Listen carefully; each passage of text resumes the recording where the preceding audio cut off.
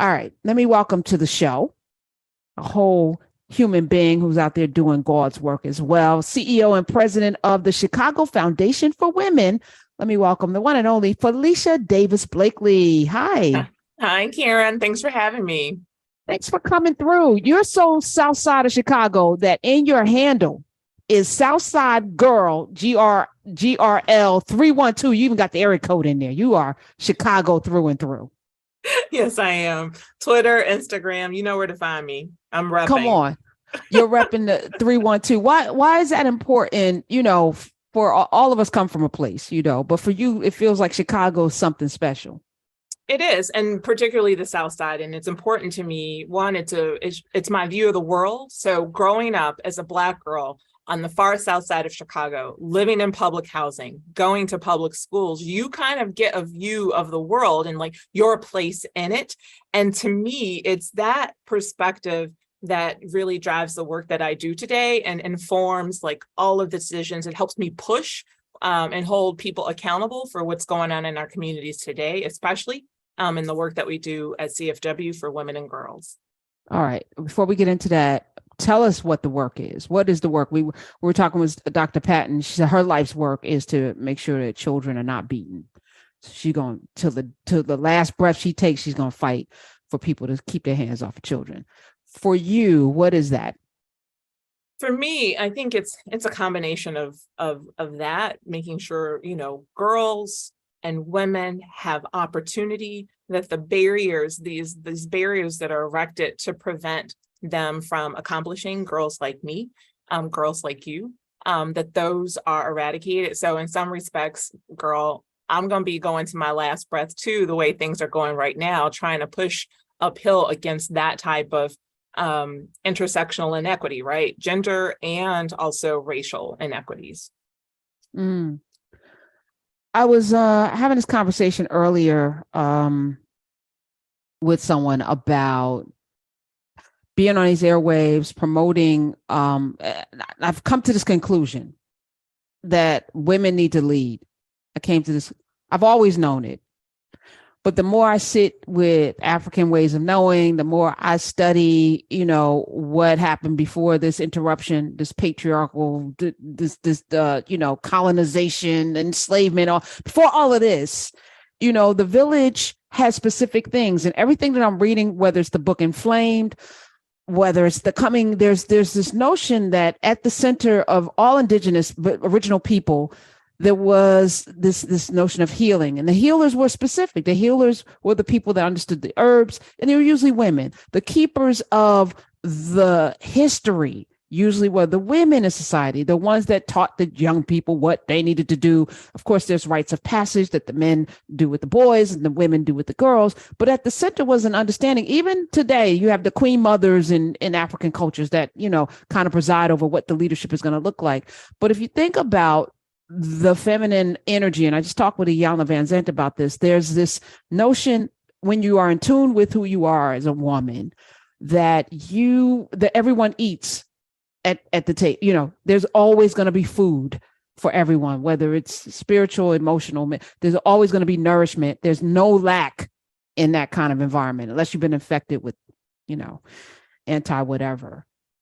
So I'm happy that you're doing this work, because there's I talked with Tiffany Aliche, and I know this is a long way to get to what you're here to talk about, but Tiffany Aliche, her whole work was to empower Black women with understanding money, because she said, if I teach these skills to the women, the kids are going to be good. And she was a school teacher, taught little kids. And she said, if I teach their mothers, I know the community is going to be good.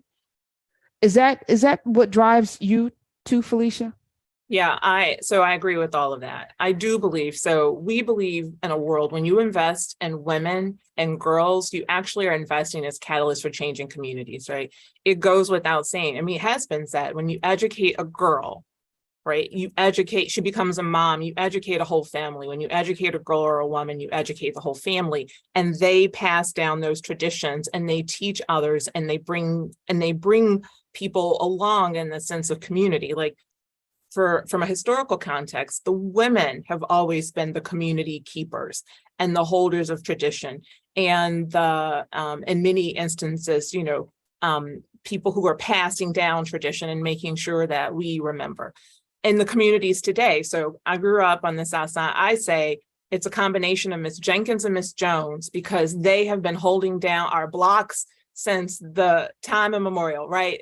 You might have other names where you come from, but for me, those women are Miss Jenkins and Miss Jones, and they take a young mother and they say, hey, baby, baby girl, let me show you what you need to do. Let me show you how to do this. Let me teach you this. And, you know, as a young girl, I could go to a number of these women, right, in my community for different things. They wrapped around my mom, and they wrapped around us. And I think we lose that. Like, this patriarchal construct takes away all of that. And we would be wise to reconnect with some of those indigenous ways of being, some of the traditional ways of being, where we center maternal energy and the connection to all things related to women and girls. As we are having this conversation, I'm also, I understand that just like when we talk about Black liberation, there are folk that identify as white that feel like they're being oppressed. Right. When we talk about, you know, rights, they feel like someone's coming for their rights. When we talk about what you're talking about in your work, there are men that feel like, well, what about us? You know, why are you only talking about the women? See, there's a war on men. You hear that.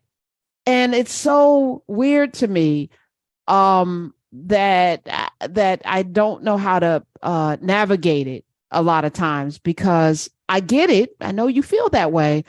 Well, why do you know what do we have to do to get folk to understand that talking about uplifting somebody doesn't mean that we're saying that you shouldn't have anything? You know, Isabel Wilkerson said this in her book. To some, equity feels like a demotion, right? Because to them, it's like, well, wait, if these people, whoever that group of people are, whether it's trans, non-binary people, whether it's women or girls, right, Black women, if these people get additional rights, then what happens to me? And one of the things that I always hold up when I speak to mixed crowds, and particularly for men, because I need them to understand that these inequities are already hurting them. Like, so the data is really clear. So if we just look at one measure, and that's on pay equity, if we look at that one measure, in our region here in the Chicago region, if we were world class, there would be $57 billion more in our GDP just paying women equitably for the work that they are doing comparable to men, right? And so Equal Pay Day was celebrated for white women and a couple of days ago, last week, but for Black women and for Native women, you know, for moms, that won't come until August 15th. For Black women, that won't come until October. For Native women, that will not come until December at 54 cents on the dollar. And so one of the things that I think it's hard for people to understand is the way in which this system that is set up to treat some people inequitably is also hurting them. And so there is this notion that a rising tide does lift all boats. Like, if we actually solve for that one thing, and there are lots of other stuff we could talk about, safety and other things for women, then it would actually, then so the men, you would be helped with that too, because that's money going into your family's pockets. Hello, Southside GRL 312, Felicia Davis Blakley, President, CEO of the Chicago Foundation for Women. I am today years old. I didn't realize that when Equal Pay Day was directly proportionate to how much to pay. So it happened I thought it was just because it was Women's History Month. I didn't know that the month coincided with the level of pay. So men, whatever they get paid, it takes a woman till March to get the same pay. And I didn't know that until today. And then when is it for Black women? Because it's 60 something cents on the dollar for right. them. It's 67 cents on the dollar. Okay. And so for Black women, that day will not come until July 27th this year. Wow.